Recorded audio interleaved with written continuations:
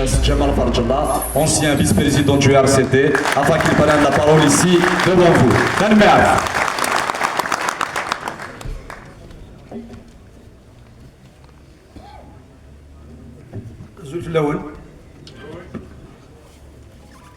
Il est très difficile de prendre la parole dans cette enceinte où est né le Rassemblement pour la culture et la démocratie.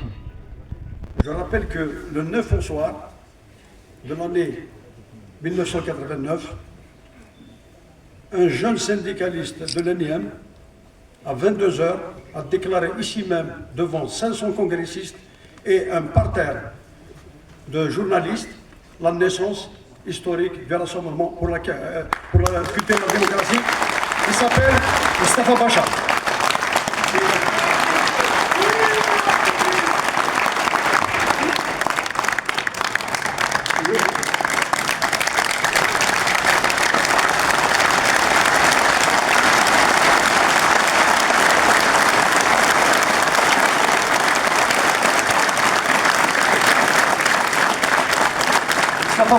Assez abordé, évidemment. Le RCD n'est pas né de l'opportunité de la Constitution de 89 qui avait consacré le pluralisme, pas politique, mais c'était, à l'époque, on parlait d'associations à caractère politique. Le RCD, la création du RCD, l'aboutissement de longs combats menés par des générations de militants des années 70, pour l'essentiel des enfants, des élèves de Mouloud Maamri, qui ont marqué, qui étaient à l'origine d'avril 80, de 81, de 85, autour des questions telles que, évidemment, l'identité, la reconnaissance constitutionnelle tamazigh, mais aussi des questions de société, d'émancipation sociale, telles que les droits de l'homme, la pluralité politique, la pluralité syndicale, l'émancipation de la femme, etc. Je voudrais quand même faire une petite lecture pour ne pas omettre certains détails. Là, j'ai appris sur nous, évidemment, donc on risque d'oublier un petit peu. Je vais vous faire quand même un petit laïus là-dessus. Alors, à l'appel de 4 anciens militants de la cause identitaire amazigh, qui sont Saïd Saadi, Farhat Mahni, Mqarnat Larbi, Mustafa Bachar, se sont tenus à Tizi Ouzou, les assises du mouvement culturel berbère, qui ont donné naissance à la première formation politique post-parti unique. C'est à 22 h la maison de la culture Mouloud Maamri que Mustafa Bachar, un cadre syndical de l'ENIM, proclame devant près de 500 congressistes et d'un parterre de journalistes la création du Rassemblement pour la culture et la démocratie. Les résolutions de l'Assemblée plénière revendiquent le pluralisme politique non encore adopté officiellement, la réhabilitation de l'identité algérienne dans sa triple dimension amazigh, arabe et musulmane, l'abolition du code de la famille qui instaure la discrimination entre les sexes, la liberté syndicale garante de la justice sociale et de la modernisation de l'économie qui doit intégrer la liberté d'entreprendre. Enfin, pour la première fois en Algérie, un parti politique fait de la séparation des champs politiques et religieux un des fondements de la démocratie. Rapidement, ces revendications finiront par constituer le cœur des programmes du courant démocratique. Au départ, le RCD se présentait déjà comme un parti atypique du paysage politique national. Faut-il rappeler que celui-ci a été fondé par des militants qui furent parmi les principaux animateurs du printemps 80, ceux-là même qui posèrent publiquement la problématique identitaire et ses corollaires, la question démocratique et les droits de l'homme.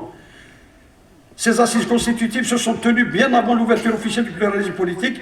Il faut souligner que les événements tragiques du 5 octobre 88 avaient préfiguré une nouvelle ère en rupture avec l'ordre politique ancien. Dans cette anticipation des dispositions constitutionnelles du 23 février 89, qui autorisait pour la première fois la création d'associations à caractère politique, les plus avérés, les plus avisés, et ceux au fait du parcours des fondateurs du RCD, trouvèrent dans l'avènement de cette formation l'expression d'une perspicacité et d'une vision politique indéniable. D'autres, pour le moins détracteurs, invétérés ou carrément partisans d'une approche uniciste de l'expression politique en Kabylie et ont vu la main des officines occultes. À ce jour, le RCD traîne quelquefois cette réputation erronée auprès de certains cercles kabyles. Il faut être animé d'une cécité sans pareille et d'une mauvaise foi pour accuser des militants à peine sortis de la clandestinité d'accointances douteuses avec un pouvoir qu'ils n'ont eu de cesse de combattre, souvent au prix de leur liberté. Malgré le caractère très avancé de sa doctrine, cette jeune formation amorcera très rapidement son ancrage dans la société avant de s'affirmer comme fer de lance pour l'aboutissement du projet démocratique. L'éruption de l'obscurantisme, l'islamisme politique en Algérie opposera naturellement le RCD aussi bien au pouvoir qu'à ce courant idéologique négateur des valeurs de liberté et de modernité. À travers cette dualité, ces deux projets de société antagonistes et exclusifs l'un de l'autre qui s'affronteront. C'est dans un climat de tension extrême où l'Algérie subira un processus sanglant, sans précédent, que le RCD s'affirmera comme un acteur incontournable sur la scène nationale. Ses adhérents en conviction bien trompés engageront une lutte pacifique mais résolue pour la sauvegarde nationale. 123 de ses meilleurs militants perdront la vie assassinés par la bête immonde. Connu pour ses positions sans concession et prônant un discours de vérité, le RCD sera à l'origine de tous les débats porteurs de valeurs d'émancipation. Il sera l'auteur des questions lancinantes telles que la laïcité, l'identité, le statut de la femme, la réforme de l'école, les libertés démocratiques, l'économie de marché, etc. Autant de sujets tabous qui finiront par imprégner la société.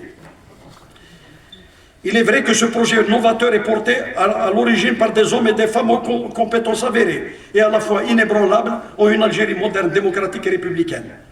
Pour avoir eu l'honneur d'être un des membres fondateurs et parmi les principaux bâtisseurs de ce redoutable instrument de combat, j'ai eu le privilège d'y avoir côtoyé des personnalités à la dimension hors norme, dont la compétence politique et l'engagement patriotique de la naissance du RCD. Mes pensées vont évidemment à tous les martyrs, notamment nos 123 militants et tous ceux qui sont tombés des mains de la bête immonde. Je tiens à rendre un immense hommage et je remercie le RCD pour cette invitation.